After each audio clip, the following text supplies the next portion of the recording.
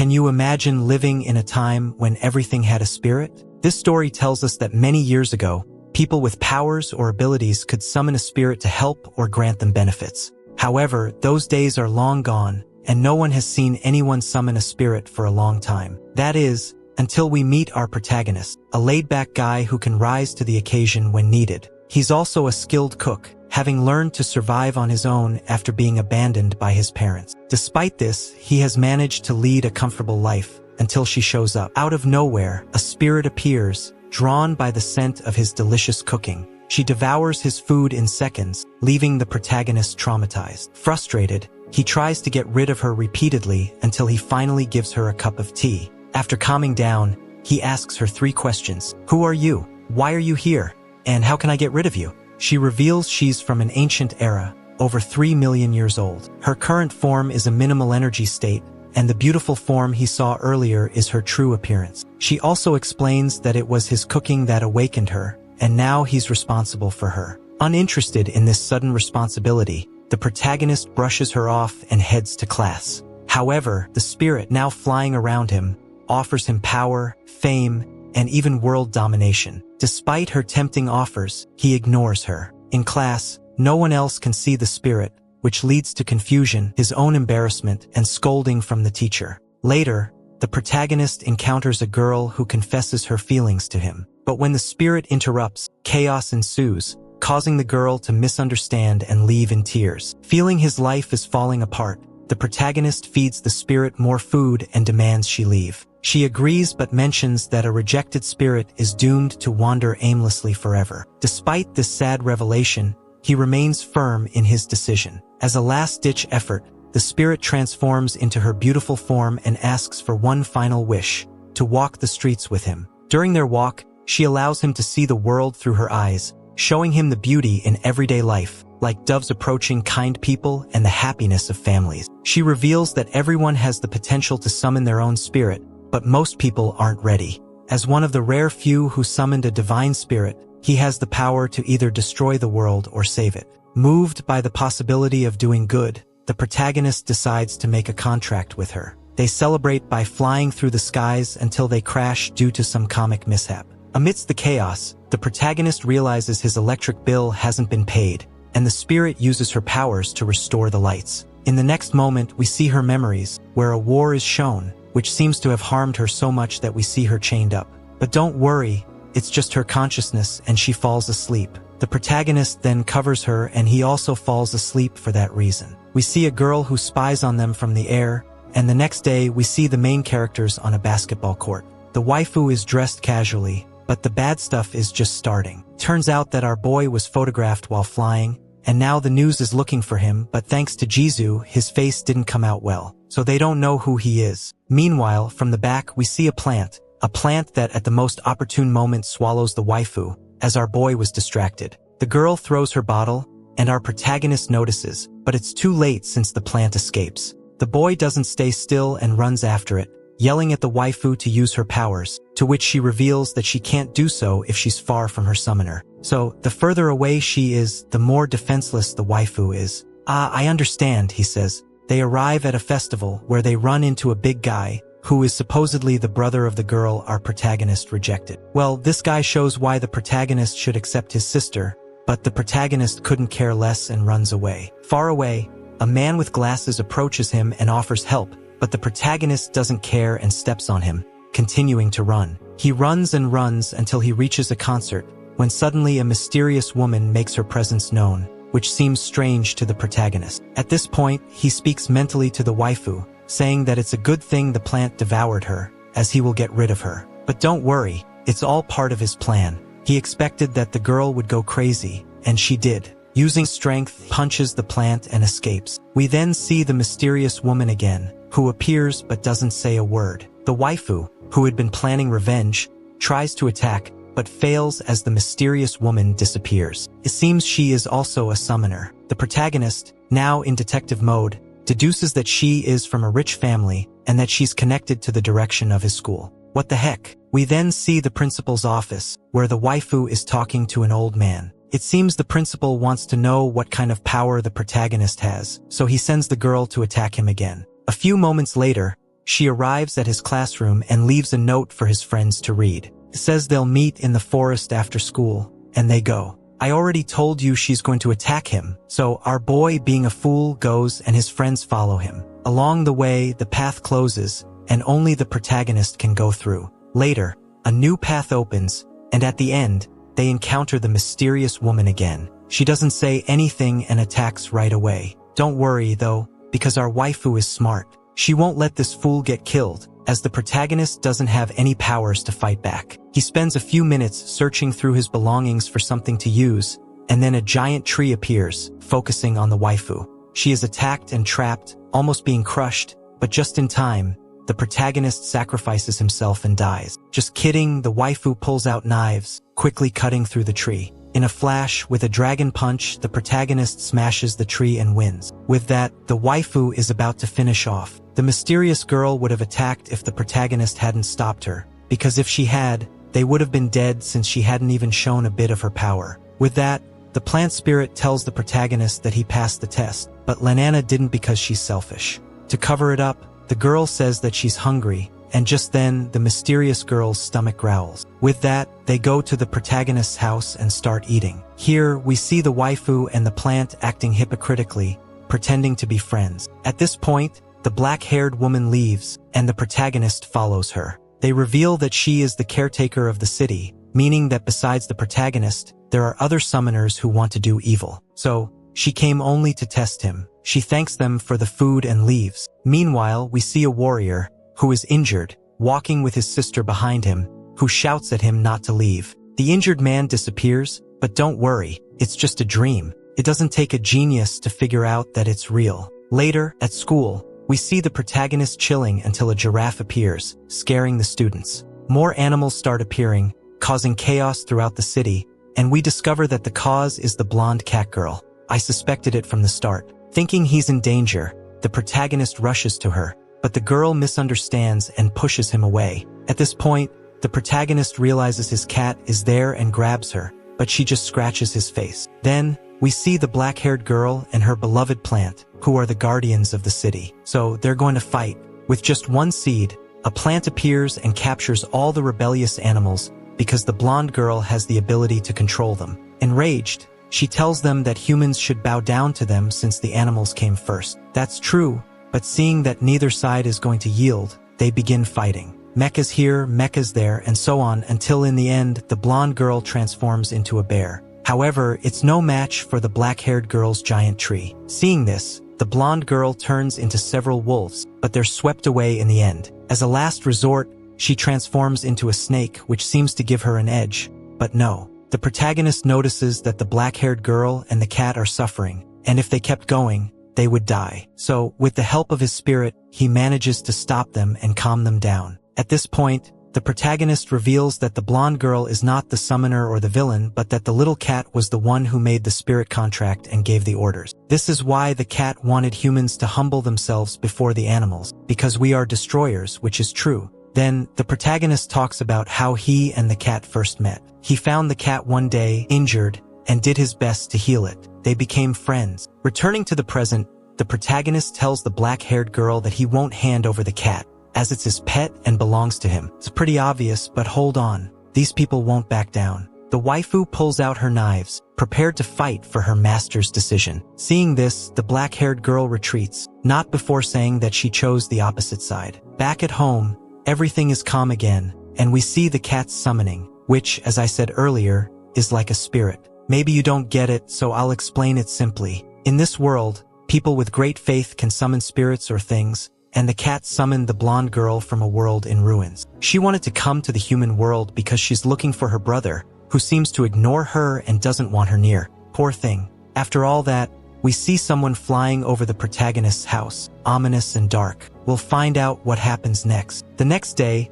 the protagonist is visited by slime agents who tell him he's been invited to the director's mansion. A moment later, they get in a helicopter and head to the mansion, where we realize that the black-haired girl is waiting. And here, our boy. It's surprising how magical the people who live there are, with even a cupid watering plants in a peculiar way. After a long journey, they arrive at the hall where our protagonist, upon climbing the stairs, hears a woman calling out to them. the protagonist sees a vision where the girl tries to touch him, but it's stopped by the short waifu. They eventually reach the director, who introduces himself and casually seats them, demonstrating great strength. With everyone paying attention, he begins narrating the world's past. It turns out there's always been a god and a redacted, both desiring everything for themselves. They each have their subordinates, the watchers for the god and the destroyers for the redacted, who aim to end humanity. This leads to the question, since our protagonist is a summoner, he must choose which faction to join, watcher or destroyer.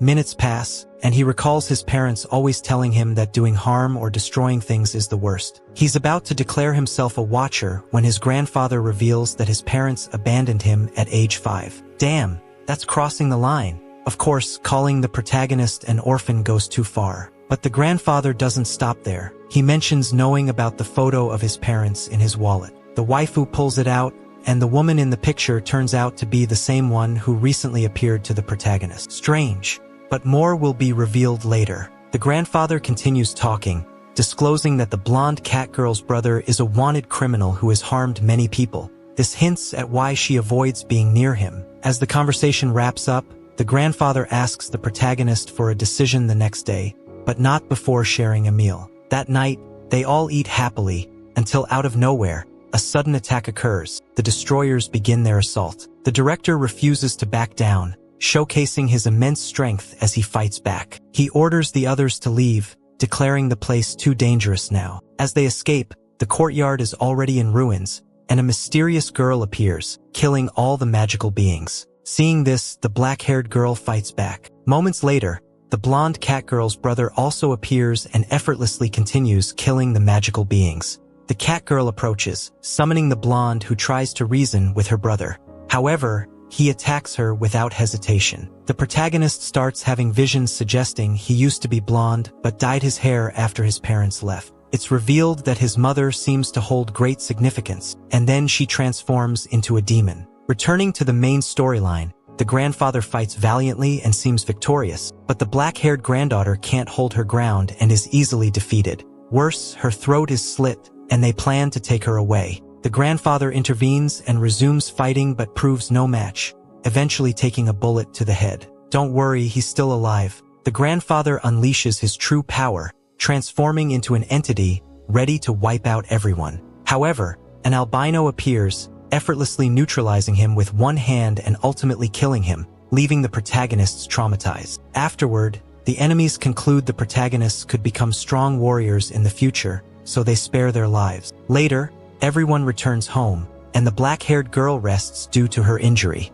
Meanwhile, the protagonist investigates more about these individuals and discovers someone who managed to record the fight, something no news outlet has reported. They set out to find this person, who turns out to be a trap, crossdresser.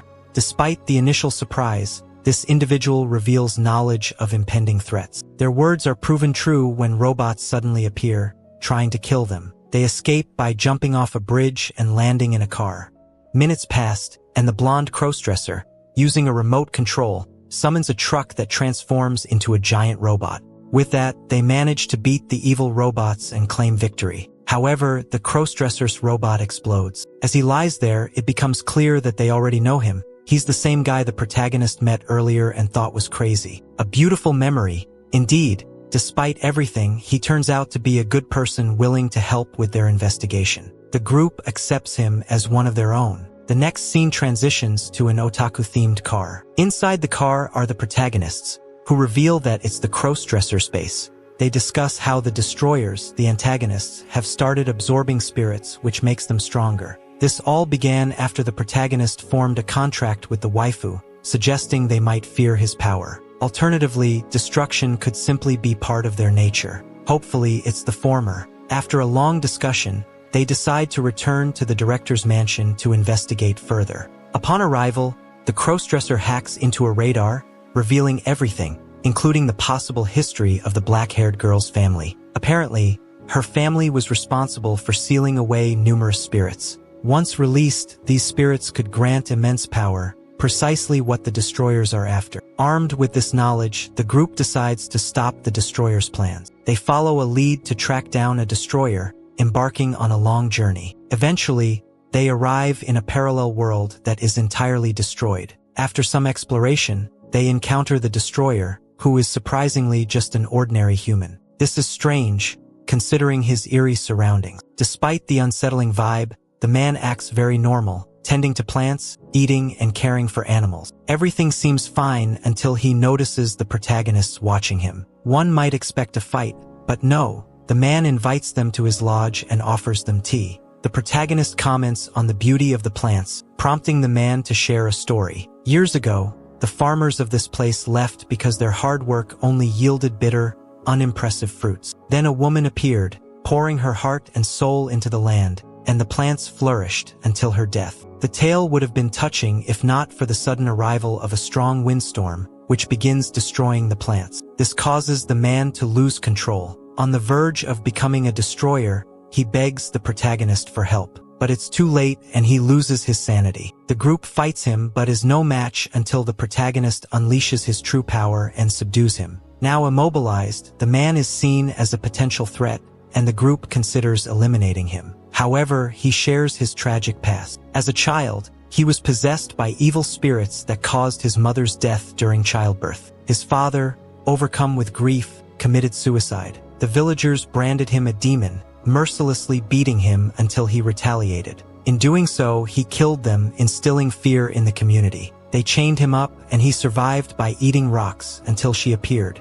A red-haired girl, unafraid of him, brought him food daily. It becomes clear that the woman from his story was her, as she wished with all her heart for the plants to grow. Over the years, they fell in love. Everything seemed fine until a famine struck the village. Crops failed, and the villagers, blaming the man, sought to kill him. The red-haired girl tried to protect him but was ultimately overpowered and killed by an old, crazed woman. This broke him. Enraged, he transformed into a demon, slaughtered the entire village, and finally laid the girl to rest. Since that day, finally, the land began to produce crops and plants the color of her hair.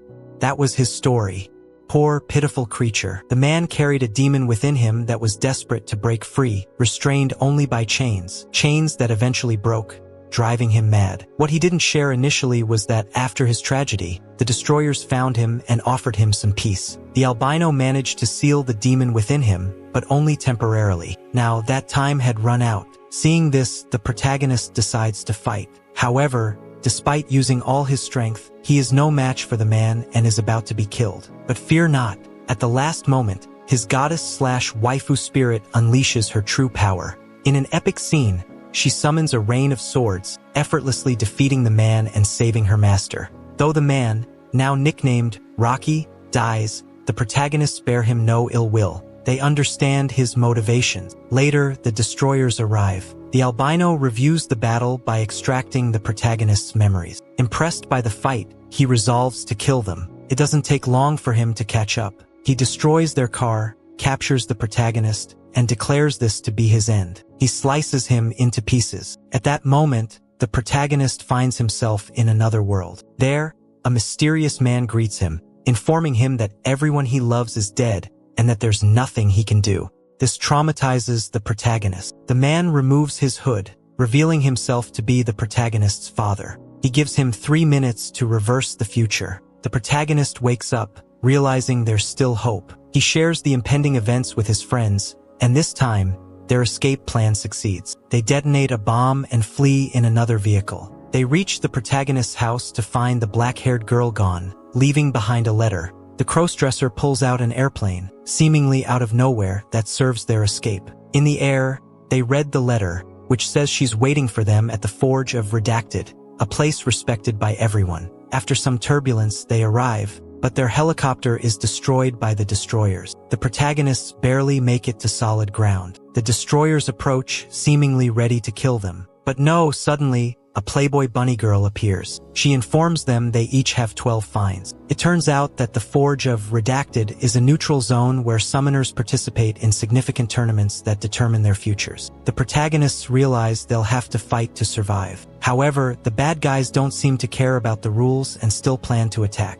The bunny girl warns them that breaking the rules will bring consequences. Seeing this, the albino orders his group to stand down, and they leave. Grateful, the protagonists thank the bunny girl. She humbly tells them it's no big deal but warns them to prepare for upcoming battles. She then departs. The group begins walking along the beach, looking for a place to stay. They find nothing until a man wearing a red hat appears, offering his help. Happily, they climb onto his lizard mount. As they travel, the man explains the history of the Forge of Redacted. It's a neutral zone created after countless deaths during the conflict between the Watchers and the Destroyers. Neither side could afford further losses, leading to a desperate treaty of peace in this area. Anyone daring to fight in this peaceful zone would face the high-ranking authorities. However, the Forge houses an arena where battles are allowed. It's akin to an Olympics or dungeon crawl, where both factions periodically compete. This explains why the bad guys didn't attack earlier.